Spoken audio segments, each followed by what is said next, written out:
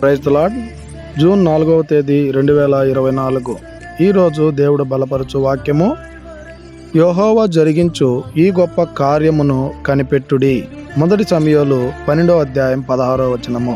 ప్రియమైనటువంటి దేవుని బిడ్డలారా, ఈ ఉదయకాల సమయంలో దేవుడు మనతో మాట్లాడుతున్నటువంటి మాట మనం గమనించినట్లయితే, యెహోవా జరిగించేటువంటి ఈ గొప్ప కార్యములను మనము కనిపెట్టేటువంటి వారంగా ఉండాలి.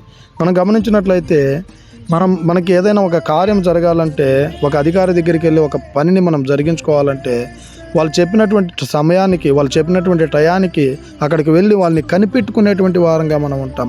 ఆ పని జరిగించుకునేంత వరకు వారిని మనం కనిపెట్టేటువంటి వారంగా ఉండేటువంటి వారంగా ఉన్నాం. అయితే ఒక్కొక్కసారి ఆ పని జరక్క తిరిగి మళ్ళీ ఇంటికి వచ్చేసేటువంటి వారంగా మనం ఉంటాం. అయితే దేవుని పట్ల దేవుడు జరిగించేటువంటి కార్యాలు అద్భుతకరమైనటువంటివి.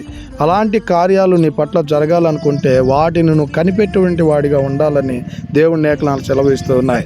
కనుక ఇన్ని రోజులు ఈ లోకపరమైనటువంటి వారి కొరకు నువ్వు కనిపెట్టుకొని నిరాశ చెంది ఉండొచ్చు. అయితే ఇప్పుడు చెప్తున్నటువంటి మాట ప్రకారం యెహోవా జరిగించేటువంటి ఈ గొప్ప కార్యములను మనము కనిపెట్టుకున్నటువంటి వారంగా ఉండాలని దేవుని లేఖనాలు సెలవిస్తున్నాయి. కనుక ఈ దిన వాక్యము ద్వారా దేవుడు మనలందరినీ బలపరచును గాక.